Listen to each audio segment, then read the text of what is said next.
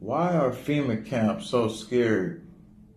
Why can't you be prepared for the coming situation? Now, me, myself, as being in a FEMA trailer, I wasn't camped, but we did have people camped up with military force over here at the Coliseum. So this is what you need to know about what they're doing. You see what's happening in California for the second year straight. Look at all these people who are forced to evacuate, and look at all these houses that were decimated. And fires just steadily been burning down once again in California, just like last year. People have lost over 1,000 homes. So this is another part of your removing the people, getting them out of houses, getting them out of the cities. Amazing. Susan Dunn knew she was watching her home burn on TV when she saw the Mountain Center sign. She had seen it out of her window for 18 years. Got it good, but, it didn't get all of it. It didn't get the pump house. The 67-year-old had just returned home from having eye surgery last Wednesday when the Cranston fire forced her and her husband to evacuate. Pretty much probably engineering the new age of the new breed of California. California Department of Forestry Fire Protection said another 440 buildings, including barns, warehouses, have also been destroyed by the fire, which is now the sixth most destructive in California history. The huge Redding area blaze, which started July 23rd, forced 38,000 people from their homes and killed 6. 38,000 people. Grown up with her family in this small town now ravaged by fire. And then, of course, it broke my heart because that was her home and nobody deserved that. Dunn's was one of 7 homes destroyed and 4 more damaged by the Cranston fire. She's thankful they all made it out alive. Take it day to day, step at a time. And then look at Japan and how 3 million people were forced to evacuate due to torrential rain. What you need to understand is that you must be prepared for mass evacuations. You must be prepared for any evacuation. If you're not prepared, you're likely to be one of the people that will be using the government policies to help you move on to the next stage, which is basically going to be about 1, decreasing your health, just like all the trailers did. 2, the trailers with the formaldehyde. 2, you're going to be totally under their control once you're in their territory. Or 3, you're going to go move with family. You're going to lose everything. This is the option they're giving people. Or 4, live in your car as the economy totally leaves and collapses. Then you look at this and you understand what's happening.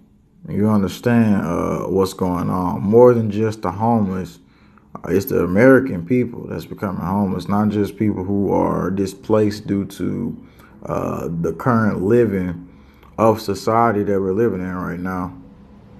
Number of people who live in their vehicles because they can't find affordable housing on the rise, even though the practice is illegal in many U.S. cities. The number of people residing in campers and other vehicles surged about 46% over the past year. So they're talking about that, and they said in cities with expensive housing markets like Los Angeles, California, where also they're burning it down, Portland, San Francisco, according to Governing Magazine. So it's not just homeless people, it's people actually too who's been losing their homes from tragedies, having to live with family, all these type of insurance claims and stuff like that. Now you really need to understand that this is happening. There are evacuations everywhere. There's been simulation drills for evacuations in case the big one hits. And those evacuation drills have already been done this year.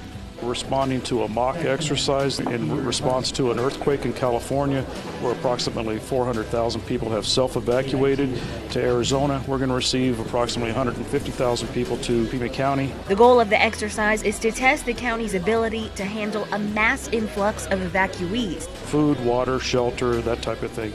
hotel rooms, what's the hotel room capacity, how much fuel do we have, where are we going to stage everybody, and how are we going to provide for those that have no money, no food, no gas, and no place to go.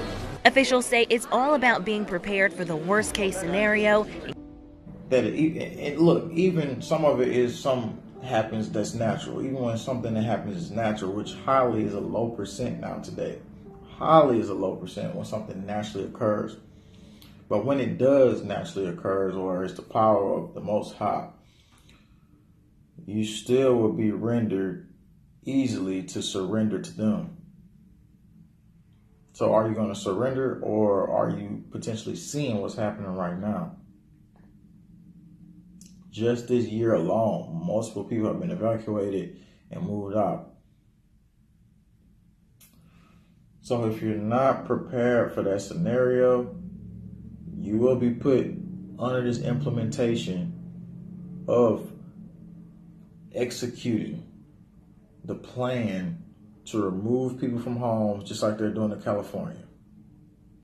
And the scientists say they just sure that this will get worse.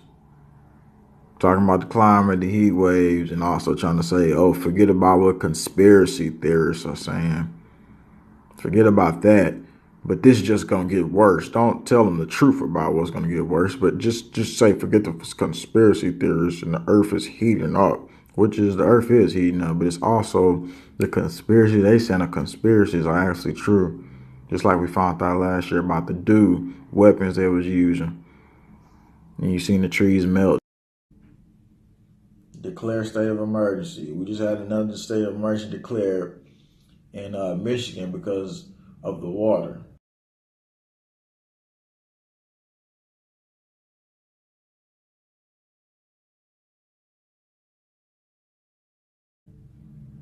We had a state of emergency declared a while ago because of the water in another area.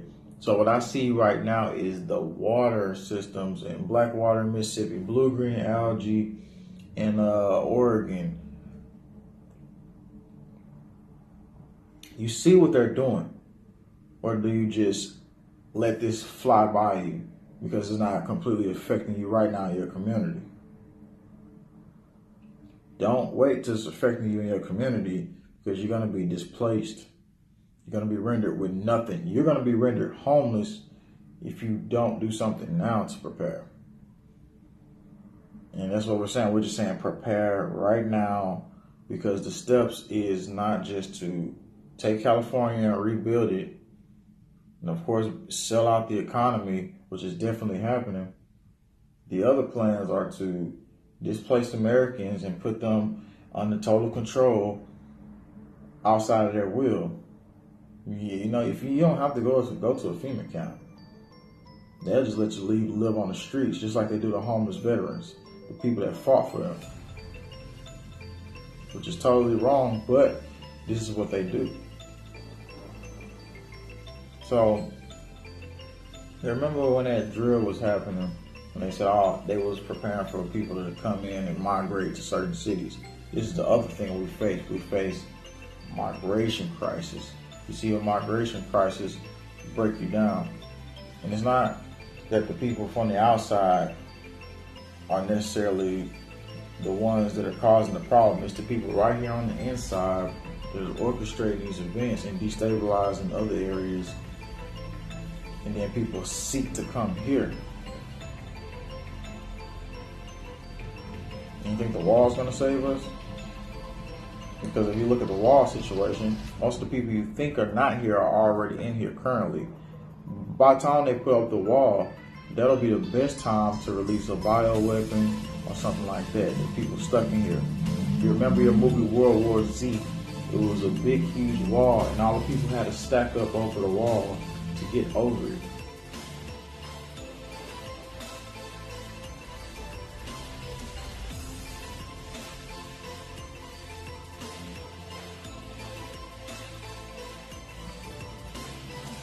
They were infected. And we're not just sitting here talking about some movie fantasy stuff. We're talking about real reality. So you really just have to think outside the box. And of course, give us your intake on what you think and what you feel. But this is what I've been studying. This is what I've been seeing. And that's why I'm telling you about it. I don't want to see you wait to the last minute and be rendered homeless like 46% of Americans right now. It's not just them becoming homeless, like I said, because of just being homeless or being moneyless or low line poverty. It's because of what's being designed and engineered in this New World Order system. You are a distinguished student of history, and as we are all aware, that following World War II, a world order was established, which has held for basically the last 70 years. Do you believe that that world order is now under more strain than it's ever been? I think it's under the biggest attack since World War II, sir.